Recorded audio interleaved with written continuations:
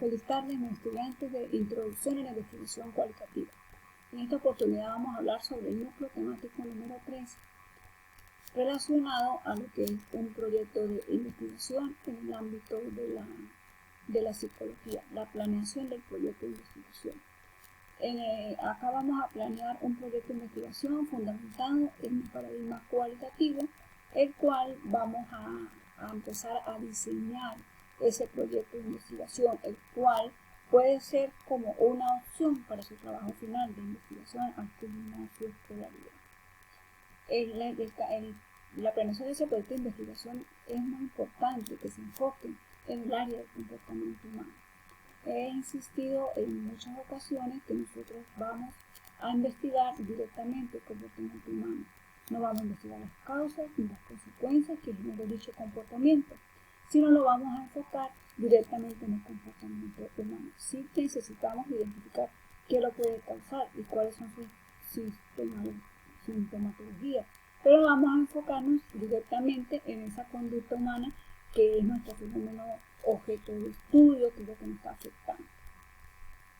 Es importante puntualizar que en atención a la esencia de la investigación cualitativa, en la formulación de la pregunta de investigación, se maneje con cuidado, o mejor aún, se evite el uso de variables predefinidas. Recuerde que cuando hacemos la selección de esa idea de investigación, debe estar fundamentada en las dos grandes líneas de investigación que presenta la Universidad Bicentenario de Aragua. En esas dos grandes líneas de investigación, nosotros debemos seleccionar una, enfocarnos una que sea de nuestra preferencia, donde tengamos más competencias y habilidades en el campo de investigativo. Y a su vez, esas líneas, pues vamos a enfocarnos en un área específica, y esa área específica debe ser de preferencia y de gusto por parte del investigador. En una investigación cualitativa tenemos que tener en cuenta el método que vamos a utilizar. En este punto el investigador cuenta con una gama de posibilidades para conducir su investigación. Tenemos el estudio de caso, la historia de vida, la fenomenología, la hermenéutica, la etnografía y la investigación-acción. Y también tenemos para la recolección de información la observación directa y la entrevista. En este caso nosotros vamos a elegir, o el investigador va a elegir, cuál es el método con el cual más se identifica o cuál es el que más habilidades y competencias tiene para investigar. Generalmente se recomienda en el campo de la psicología abordar el método de estudio de caso, pero hay una gran gama y un gran abanico de métodos que el investigador tiene la opción de seleccionar. Por lo tanto, para elaborar un proyecto de investigación, tenemos la Universidad Bicentenario de Aragua estructura ese proyecto de investigación en 3 capítulos. Por lo tanto, vamos a empezar a iniciar el proyecto de investigación en esta asignatura Introducción a la Investigación Cualitativa, lo que es el capítulo 1. El capítulo 1 que es titulado Perspectiva de la Realidad. Y esta perspectiva de realidad se aborda caracterizando la realidad, planteando los objetivos del proyecto y presentando la justificación de la investigación. Por tanto, en el capítulo 1 vamos a presentarlo así en una hoja centrado, en mayúscula, el capítulo 1, y el capítulo 1 se llama Perspectiva de la Realidad. Y empezamos con su primer subtítulo, que es Caracterización de la Realidad. En este aspecto comprende la descripción del tema de interés. Se corresponde con el sector de la realidad que se estudia, con mira a producir nuevos conocimientos relacionados con la temática en cuestión o producir su transformación. En este caso vamos a comenzar a hablar de la temática a investigar de manera general, para luego llegar a la manera específica o contextualizarla donde nosotros vamos a investigar. Yo siempre recomiendo redactar un párrafo introductorio, un párrafo donde indique la situación, el fenómeno de estudio a nivel mundial, y luego llegar al nivel o al contexto donde vamos a hacer la investigación. Luego que nosotros hagamos esta definición sobre lo que es el fenómeno de estudio de manera general a lo particular, pues vamos a especificar. Al hablar de esa realidad, pues hace referencia al mundo que se vive interno o externo, de las cosas, de las personas, del ambiente, del material, de los materiales, en general a todo aquello que se pretende o que presenta interesante al pensamiento del investigador. Por tanto, después de nosotros haber comenzado a redactar este primer capítulo de lo general a lo particular en torno al fenómeno de estudio, es muy importante conceptualizar, sustentar teóricamente cuál es el deber ser de ese fenómeno de estudio, de ese campo de investigación que estoy haciendo.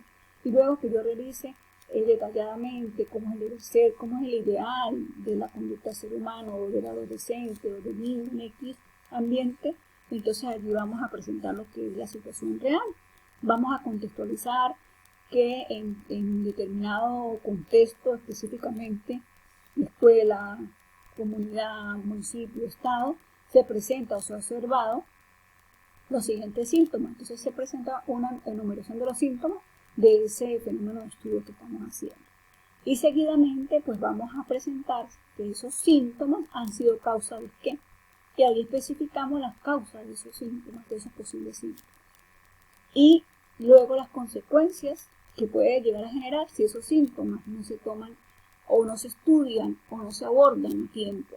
Y luego viene lo que es el control del pronóstico, que es la solución que yo como investigadora pues tiendo a dar para mejorar esta situación.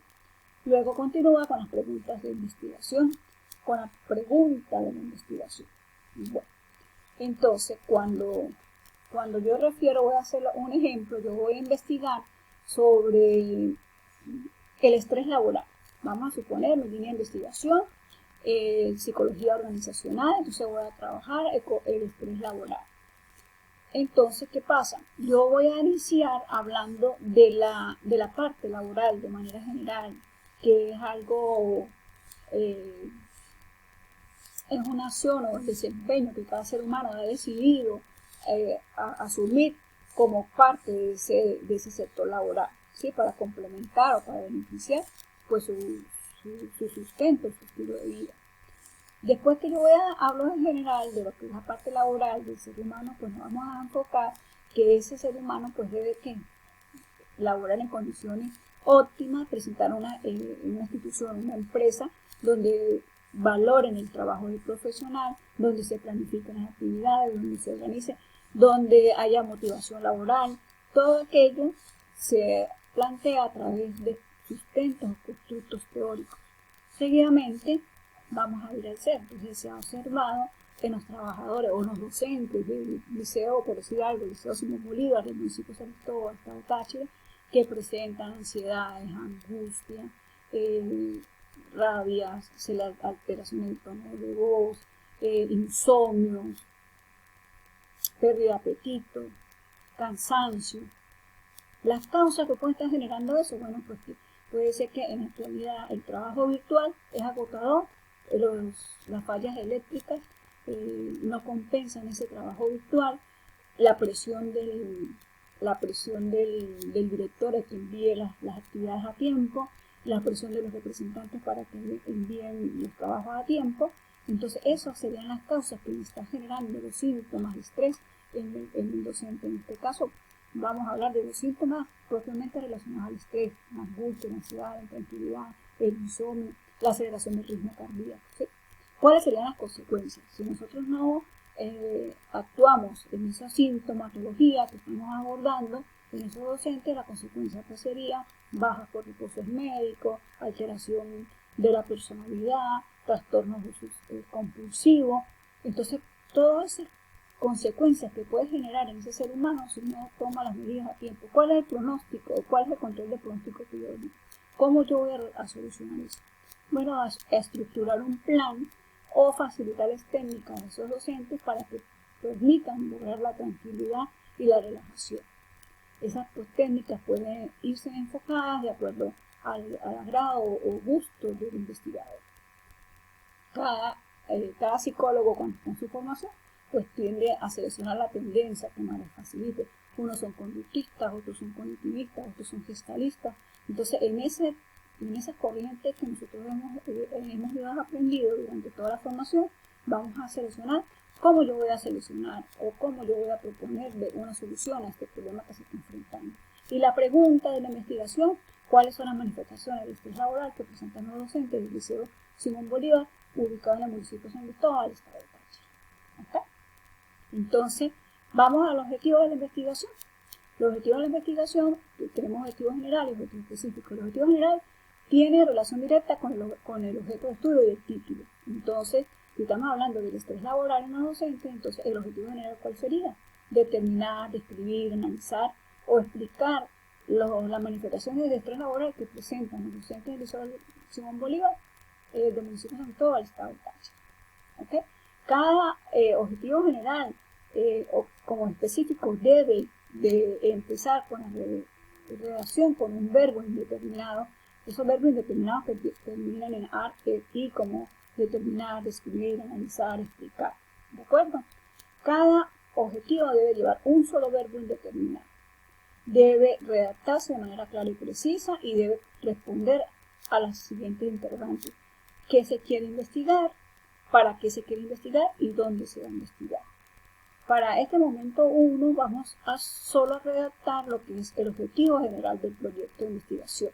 Y más adelante, cuando ya hagamos un arqueo bibliográfico en investigación básica, vamos a redactar lo que son esos objetivos específicos. Pero por el momento, para esta asignatura, vamos a solo a redactar el objetivo general.